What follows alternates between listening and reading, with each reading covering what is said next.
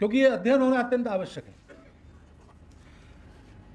आधुनिक भारत के निर्माताओं में जिन जिन का नाम लिया जाता है उन सब को भारत के सोचने समझने वाले प्रत्येक व्यक्ति ने जानना आवश्यक है, क्योंकि जो भारत हमको निर्माण करना है वो अभी पूरा निर्माण नहीं हुआ है, हमको उसको करना है। तो इसके लिए जिन लोगों ने अपना पूरा का पूरा जीवन समर्पित किया, जीवन में दूसरा कुछ प्राप्त करने की इच्छा नहीं की, ऐसे लोगों ने क्या सोचा था, क्या देखा था, क्या समझा था, इसका ज्ञान रखकर ही हमको विचार करना पड़ेगा। लेकिन जैसे उन्होंने उल्लेख किया कि हम लोगों ने अपने महापुरुषों को भी पिंजड़े में बंद कर दिया है। पहले से हम जो जात पात, प्रांत, पंथ, भाषा, पक्ष, आजकल ये सारी विषमताएं मानने वाले लोग हो गए हैं, तो इन सब विषमताओं से ऊपर उठकर सारे देश को एक देश के नाते देखो और उसका विचार करो, ऐसा कहने वाले महापुरुषों को भी हमने उनके जाति में बंदिस्त कर दिया, उनके विचारों में बंदिस्त कर दिया।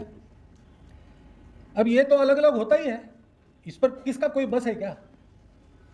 दैवायत्तम कुले जन्म मदायत्तम तु पौरुषम, ये कर्ण का वाक्य महाभारत में। अब देखिए, महाभारत में कुछ कर्ण के भी वाक्य, कुछ दुर्योधन के भी वाक्य ये नीति सम्मत वाक्य के नाते कहे जाते हैं। केवल धर्म, केवल श्री कृष्ण उनके वाक्य नहीं लिए, उनके तो लिए ही है, परंतु इन पात्रों के भी कुछ वाक्य लिए, क्योंकि उन्होंने विचार करते समय ये विचार किया कि जो जिस परिस्थिति में जैसा रहना करना उसको आवश्यक हो गया वैसा उसने किया होगा, लेकिन आखिर उसका मन क्या बोलता है, वो आदमी कैसा है, वो देख के और उस प्रकार उसका प्रकटन करना। हमारे देश में महापुरुषों के प्रति देखने की हमारी दृष्टि थोड़ी बदलनी चाहिए, ऐसा मुझे लगता है। हम केवल उन्होंने क्या किया और क्या बोला, क्या लिखा, यही देखते हैं। ये तो देखना ही चाहिए, क्योंकि उससे हमको एक आगे के लिए मार्गदर्शन मिलता है, परंतु मुख्य देखना चाहिए कि वो मनुष्य कैसा था, उसके जीवन में त्याग है कि नहीं, उसके जीवन में निस्वार्थ बुद्धि है कि नहीं, वो केवल प्रसिद्ध पुरुष बनने के लिए कुछ करता है, देश के लोगों के दुख को अपनी पूंजी बनाकर उसके आधार पर आगे बढ़ने की सोचता है कि उनके दुख को नष्ट करने की सोचता है। इस मूल्यांकन पर कसकर जो अपने इस नूतन भारत के राष्ट्र निर्माताओं में लोग गिने जाते हैं, उनमें एक डॉक्टर बाबा साहब अम्बेडकर है। अब उनको नरेंद्र जाधव जी ने मुझे बुलाया, इसमें तो वास्तविक आनंद होना चाहिए।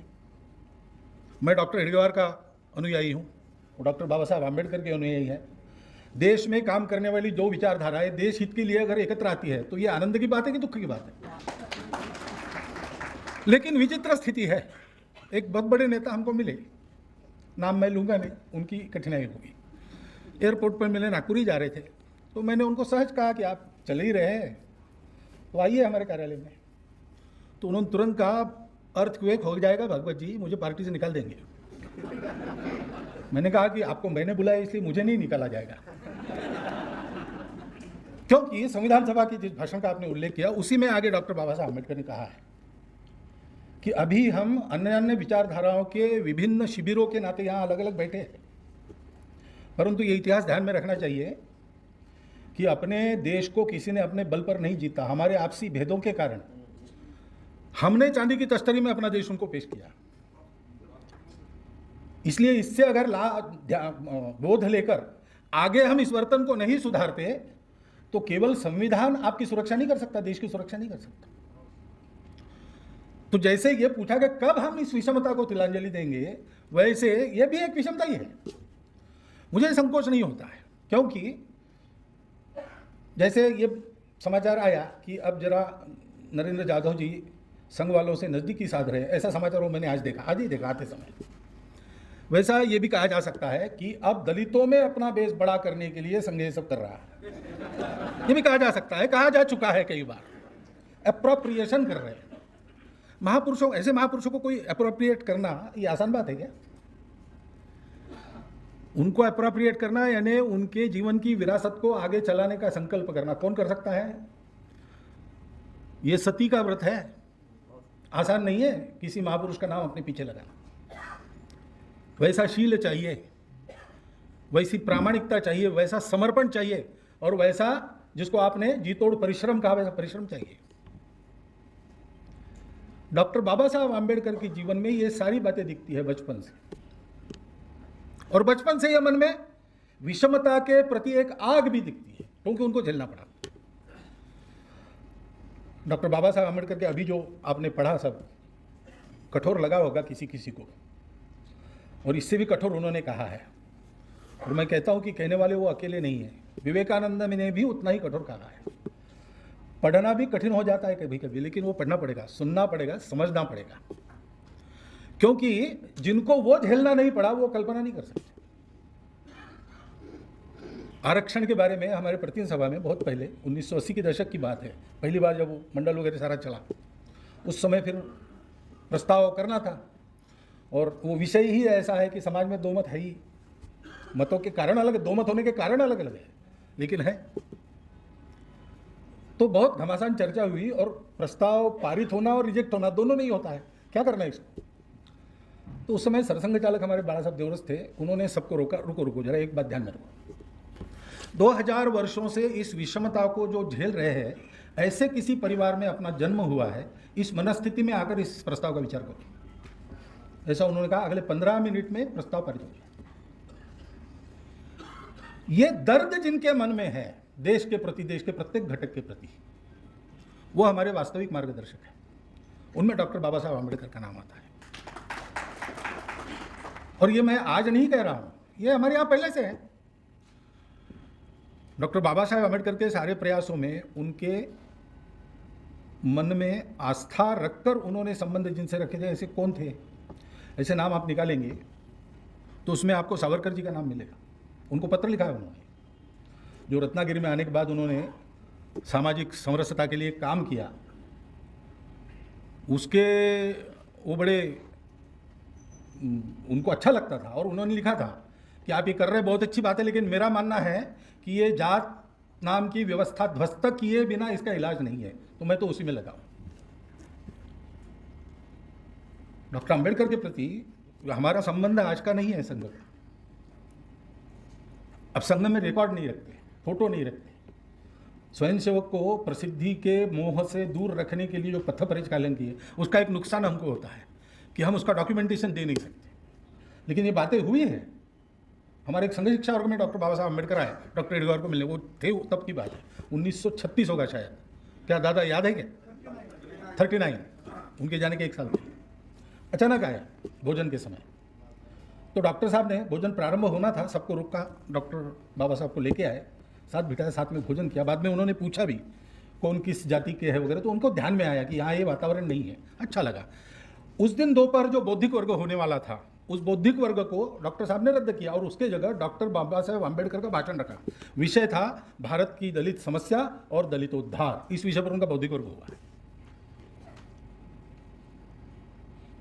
संबंध हमारा पुराना है। डॉक्टर बाबा साहब आंबेडकर ने दीक्षा परिवर्तन किया, हम हिंदू नहीं है, हम बौद्ध, हिंदू से हमारा कोई संबंध नहीं, ऐसा कह के किया उस समय। और हमारी क्या प्रतिक्रिया थी? हमको ऐसा लगा कि ये किए बिना जो करने वो चले थे वो कर नहीं सकते थे, इसलिए उन्होंने किया। और ये न करना पड़े इसके लिए उसके पहले 40 साल उन्होंने प्रयास किए, लेकिन उस समय सोया हुआ हिंदू समाज जागा नहीं, इसलिए उनको एक कदम उठाना पड़ा।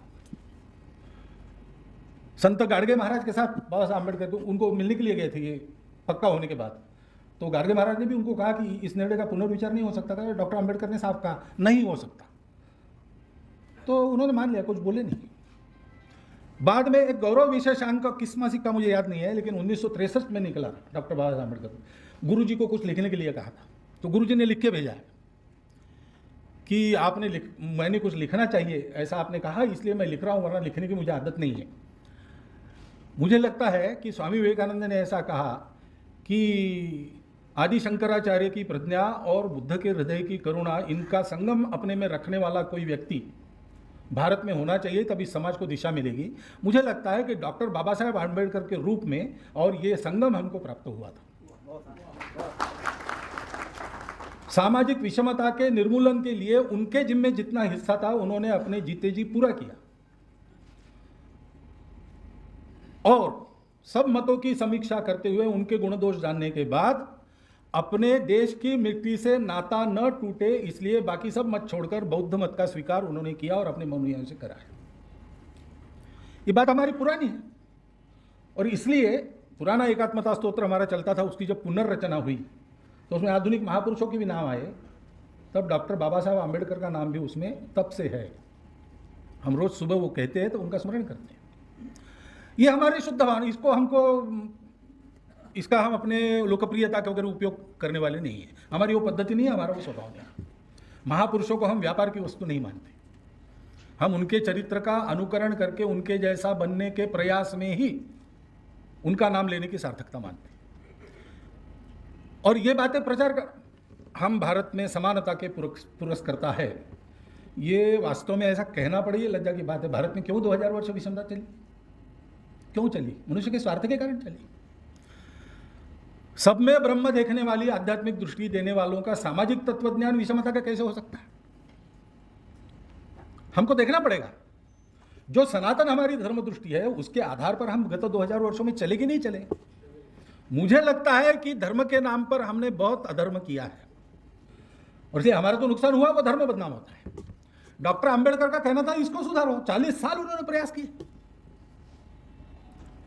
और वो प्रयास करने के बाद भी जब उनके ध्यान में आया कि नहीं, बहुत देर है अभी इनको जागने में, अभी नहीं जागेंगे, तो फिर वही जो आशंका उन्होंने प्रकट की थी कि विषमता से ग्रस्त लोगों के विस्फोट से अपनी लोकशाही टूट जाएगी, तो विषमता डॉक्टर बाबा साहब आम्बेडकर का दीक्षा परिवर्तन हम लोग अपने देश के लिए एक बड़ा उपकार मानते हैं। यह हमारी भावना है। लेकिन डॉक्टर बाबा साहब आम्बेडकर ने एक ही काम किया क्या? वो केवल दलितों के मसीहा थे क्या? केवल विषमता निर्मूलन के काम में थे क्या? ऐसा नहीं है। ये सारा दंश झेलने के बाद भी और उसके उत्थान, उस वर्ग के उत्थान का प्रयास, ये उनका जीवन ध्येय बनने के बाद भी उनके मन में पूरे देश का विचार था, पूरे राष्ट्र का विचार था।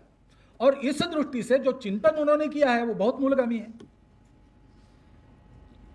अब कोई भी महापुरुष चिंतन करता है, कोई भी व्यक्ति कभी भी चिंतन करता है तो उसका एक सामयिक अंश होता है, वो तात्कालिक रहता है। एक सनातन अंश होता है जो शाश्वत रहता है। विचार करते समय जो दृष्टि वो लेकर विचार करते हैं वो शाश्वत होती है। इश्यूज आते हैं तब उस इश्यूज पर उस समय क्या बोलना वो उनको तय करना पड़ता है, वो ऐसा बोलते हैं। हमको अपने सब महापुरुषों का ऐसा अध्ययन करना पड़ेगा और डॉक्टर बाबा साहब आम्बेडकर के विचारों का ऐसा अध्ययन किए बिना हमारे अपने राष्ट्र के अध्ययन को पूर्णता प्राप्त नहीं हो सकती, नहीं हो सकती। हमने किया है और इसलिए पुणे के सामाजिक समरसता पर वसंत व्याख्यानमाला में बाला साहब देवरस का भाषण हुआ तो उन्हें स्पष्ट रूप से आर्टिकुलेशन किया जो पहले से हम संघ में मानते थे, लेकिन तब तक संघ की कोई ऐसी प्रतिष्ठा नहीं थी कि संघ के सरसंघ चालक क्या कहते हैं कोई सुने।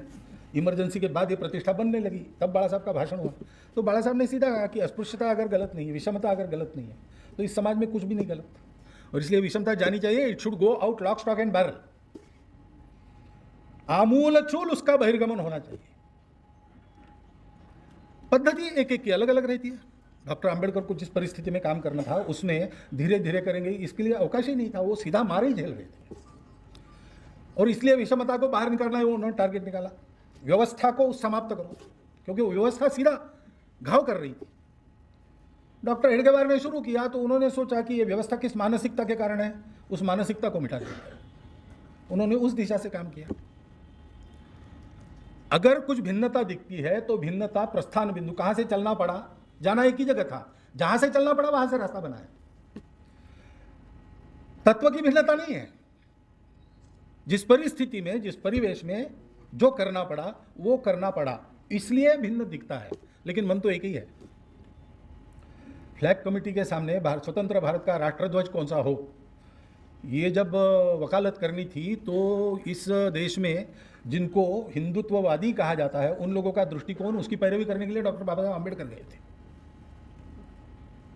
तो मन तो एक ही था। आपने जो उल्लेख किया है उन्होंने क्या क्या लिखा है, कैसा लिखा है, तो कई बातों में वो विचार मिलते ही है। हाँ, लेकिन इसमें हमको व्यापार नहीं करना है। उनके जीवन को देखे, उनके जिनकी हिम्मत है, ये पढ़ो, 4 ग्रंथ पढ़ने चाहिए। किसने पढ़ने चाहिए? हिम्मत वाले ने पढ़ने चाहिए। एक तो उसमें जो खरा है वो खरा का है, जो खोटा है उस पर हथौड़ी के घाव है। उसको सत्य को सहन करने की ताकत है तो पढ़े, असत्य के कारण जिनके दिल कमजोर है वो इसको न पढ़े, यही अच्छा है उनकी सेहत के लिए। जिनको अपने पूरे समाज को एक मानकर उसके सुख में अपना सुख मानकर जीवन जीने की इच्छा है वो जरूर पढ़े। जिनको ऐसी बातों को फैशनेबल शब्दों में लोगों के सामने बोलकर अपना स्थान उत्पन्न करना है वो न करे, क्योंकि ये शब्द जब बोलेंगे तो उसके पीछे पीछे सर पे जो दायित्व आता है वो ऐसा गहरा और ऐसा ऊंचा होता है, उसके भार के नीचे दब जाएंगे। जिनके मन में प्रामाणिकता है सत्य को जानने की और सत्य और न्याय के लिए अपना जिसको बहुत प्रिय मानते हैं उसको भी क्षणार्ध में छोड़ने की तैयारी है, वो इसको पढ़े। ऐसे लोगों के लिए उपयुक्त है जिनको अपने देश को बड़ा करना है दुनिया में, अपने धर्म संस्कृति समाज का गौरव बढ़ाना है, सारे विश्व की समस्याओं का उत्तर देने वाला भारतवर्ष जिनको खड़ा करना है, इसकी प्रामाणिकता से ऐसा जो सोचते हैं और उसके लिए सब कुछ छोड़ने के लिए तैयार है, वो लोग पढ़े। आवश्यक है, ये इच्छा जिन लोगों के मन में है उनको इन सब महापुरुषों को पढ़ना आवश्यक है। और सामाजिक विषमता का दंश झेलने वाले अपने समाज के अपने ही अंग की मुक्ति, ये एक विषय लेकर काम करने वाली जो धारा है उसके मुकुटमणि डॉक्टर अंबेडकर को पढ़े बिना वो अध्ययन पूर्ण हो नहीं सकता।